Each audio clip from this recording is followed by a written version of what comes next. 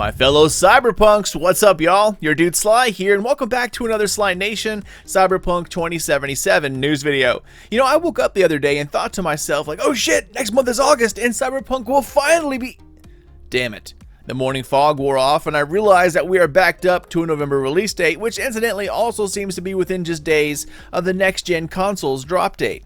And I find that kind of curious. Another sliver of news from the console world, the price of next-generation console games seems to be on the rise as well. Information shows that the next NBA Live game will cost $70 instead of $59.99, and that this is only the first game to show the price hike, as it's rumored all next-gen games, PS5 and Series X, have been set to go up by $10. While prices haven't risen since, the days of the OG Xbox to the 360, Cyberpunk, at least for now, retains its current prices. However, we are still technically in the pre-order phase, so who knows what will happen once the game goes live and once there's an official Xbox Series X and PS5 version. It could very well become $70 on November 19th, and with consoles seemingly launching, within just days of each other on a Friday, it's pretty close together. And if CDPR does charge $70 for its next-gen version, this seems to be a pretty savvy business move. Again, we're going to have to wait and see here. Okay, so let's dive into the video and recap all of the recent Cyberpunk news from the past week or so. And first up, an art book preview. While I'm not a fan of exclusive information, IGN has recently previewed the Cyberpunk 2077 official art book, and it contains several pages you can read up on to see if it's something you'd be interested in checking out or buying. While there are several books coming out for this gigantic release of a game, this one will cost you $36 on Amazon or $40 full price. Now, if I actually had to buy a book, at least a Cyberpunk book, it would definitely be the World Guide. Because as painfully crafted as this game will be, there's word that lengthy side stories will have more of an impact, emotionally and story-wise than the main, plot itself. So those are some things I definitely do not want to miss. And if the game guide shows you everything the game has to offer, and if I had to buy a book, that would be it. Now, before we get too entrenched into the world of Cyberpunk, there is one thing I wanted to share with y'all. The Cyberpunk genre is not exclusive to this game of 2077 or 2020. While Mike Pondsmith may be the quote-unquote father of Cyberpunk, it is a genre, and I came across a series called Altered Carbon. I originally watched it because Anthony Mackie was said to play a role in it, and while he doesn't get started until Season 2, I wanted to start this from the beginning, and this series is the definition of Cyberpunk. I mean, the landscape, the story and plot, the technology, the extreme rich controlling everything and living forever, the extreme poor, the factions. I mean, it just oozes Cyberpunk, and it is one of the best shows I have seen in a very long time. The main actor from Season 1 absolutely nailed it, and I don't know who he is, but he definitely sold me on it. While the first show doesn't quite sell you, at least the first episode, watch one more and you'll be absolutely hooked. So if you are into Cyberpunk-like stories, then I would highly recommend this show, Altered Carbon, on Netflix. And no, I don't have a deal to push this show or deal with Netflix. From one fan to another, I'm just spreading the love of the genre. Now, back on topic, 2077 has a long history as a pen and paper RPG, and its backstory and history is absolutely vast. I mean, it goes back forever. So CDPR has been tweeting out certain characters and locales within the game on Instagram and Twitter. If you don't follow them on Twitter or social media, then I would certainly get to it. First, let's check out some of the new NPCs that have been announced over the past month, starting with two familiar faces from the last news video I published, starting with Judy Alvarez, the recent love of my life and braindance technician for the gang called the Mox, which we talked about last time and were introduced last month. In a post, CDPR put up this quick bio about Judy. Quote, "She's Night City's premier braindance technician, heavily respected for her skills, innovation, and creativity. Motivate to try to change things for the better, she teamed up with the Mox and currently works for them as a BD tech and editor." Now, kind of vague, but that usually means there's a good story behind it. Up next, another character, Evelyn Parker. Her intelligence and ambition drives her to demand more from life. Her goal of becoming a professional actress and her rational head for the biz led her to a job at the dollhouse, but this stepping stone in her career quickly became something much more permanent. After that, we have a couple of other NPCs introduced for the very first time, Mr. Jenkins and Mr. Goldhands. Now, unfortunately, they do not have the same kind of quick introduction the other two NPCs had, but it's still cool to see a new face. Here is Mr. Jenkins. Oh, wait, hold on. Sorry, I got the two mixed up. Okay, here's Mr. Jenkins, and here's Mr. Goldhands. Of course, kind of obvious is why they call him that.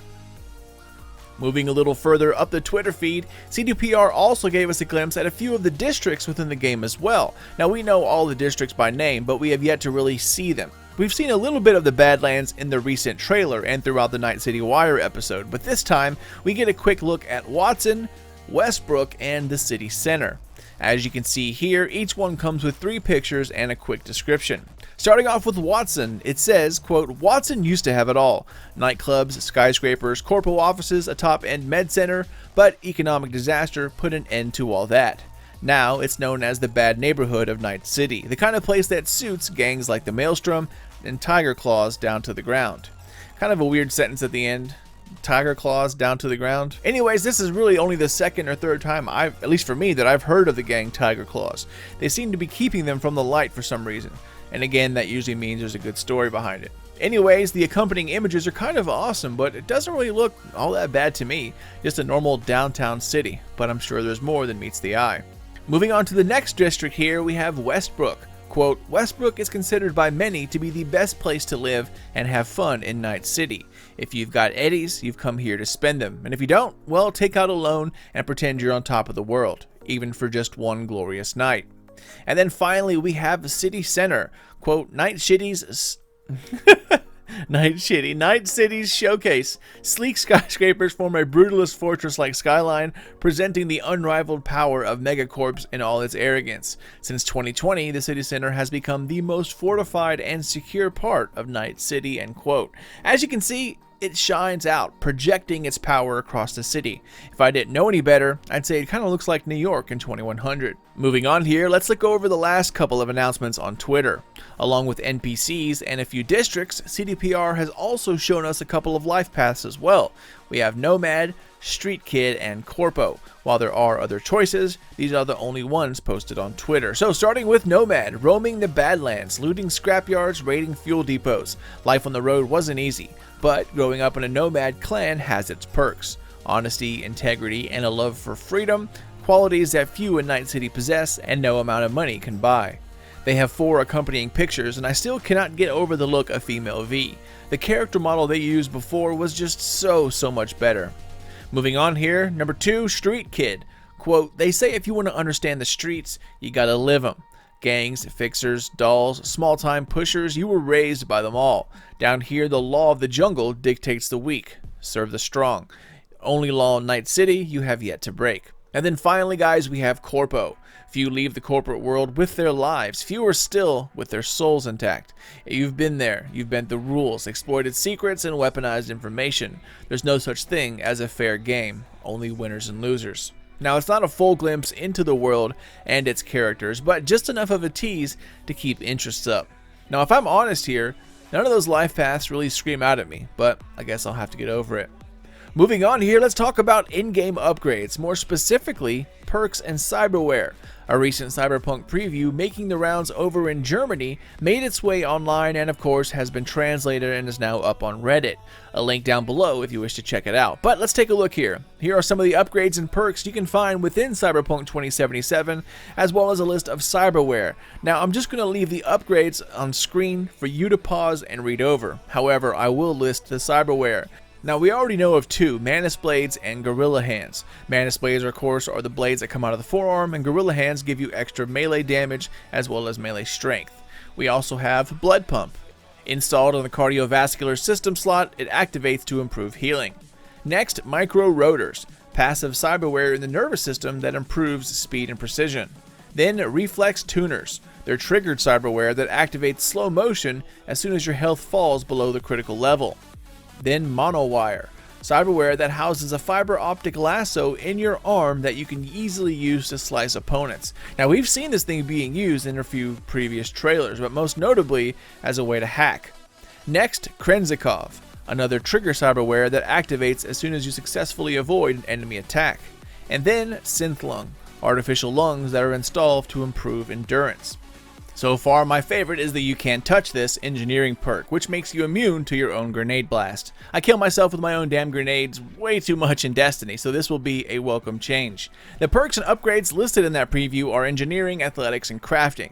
And like I said, I'll leave this here for you to pause the video and look over rather than read them off. And finally, y'all, let's round out this video with a few last-minute tidbits of news. First of which, PC specs and GPU tech. Cyberpunk 2077 will of course support ray tracing, and I heard that it was quite the challenge to implement and have it up and running.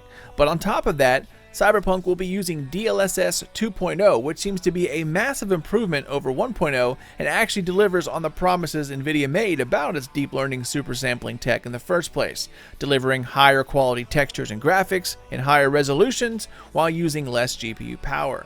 But in doing so, that also means Cyberpunk will require DirectX 12 to play, and it seems 2077 will only run on DX12. So for the PC gamers out there, be sure to have your Windows up to date, and if you have Windows 7 or anything other than Windows 10, try to look for those user-made DirectX ports. As far as PC specs are concerned, the official list has yet to be announced. However, Tom's Hardware had a good article which is linked down below and talks about what you will need on PC in order to play this game on maximum and minimum specifications. Basically, they say that anything under a GTX 1060 and Ryzen 5 will be pushing it. However, the Ryzen 3 CPUs are quite beefy despite their lower number, and you might not get all the bells and whistles, but I can see an RX 580 also being on that list as well. However, you will have to make a few sacrifices in order to hit that golden number of 60 FPS if it's even reachable. Again, this is not the official specs list, but I cannot see CDPR going any lower than what's listed here. If anything, they might recommend higher specs for their minimum recommendations list. Remember how hard it was to run The Witcher? During its release, the best GPU was either a workstation monster or a GTX 980 Ti. Of course, this was, the day it released. It wasn't until months later the 10 series, such as the GTX 1080, debuted. When it debuted, The Witcher actually had something that allowed it to run at 4K without having to make too many sacrifices graphics-wise. This was all years ago, so add in a more detailed and crowded world, a much larger game, along with technical and graphical advances. I think this game is going to be eating high-end GPUs for breakfast. Next up, let's talk about wall running. Now, you might have seen in previous gameplay trailers from last year that V used a wall running mechanic to maneuver into position. Well, turns out wall running has been cut from the game. A couple of articles covering the issue said it was a call made by the design team. It limited what the team could do because V needed much more space to run on walls, so it was cut to make the buildings more lifelike, among other reasons. And finally, Xbox Game Pass. Now, I don't know who started this rumor, but if you are an Xbox Game Pass subscriber like myself, Cyberpunk 2077 will not be coming to Game Pass on day one, or perhaps ever. I thought this would have been obvious due to CDPR being an independent studio, but the internet seems to be making quite a big deal about it.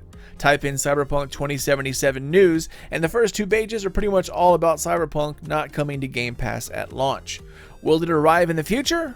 Who knows, it might. But since The Witcher has yet to arrive, I would not get my hopes up. Unless it's an IP controlled by Microsoft game studios such as Halo, expect it not to show up on day one. And with that, we're done, my friends. Not a ton of news, but enough to make the rounds. As always, I hope you enjoyed it, and thank you so much for watching another Sly Nation Cyberpunk 2077 news video. As always, if you wish to get in touch, business or otherwise, SlyNationGaming67 at Gmail, or on my socials at SlyNation on Twitter, SlyNationGaming on the FB. Unfortunately, we're back to, once again, waiting months for this game to release, so I hope these vids help pass the time. Keep those eyes open for more Sly Nation videos coming out here soon, but until then, thank you for watching, and until next time, this is your dude Sly. Later, guys.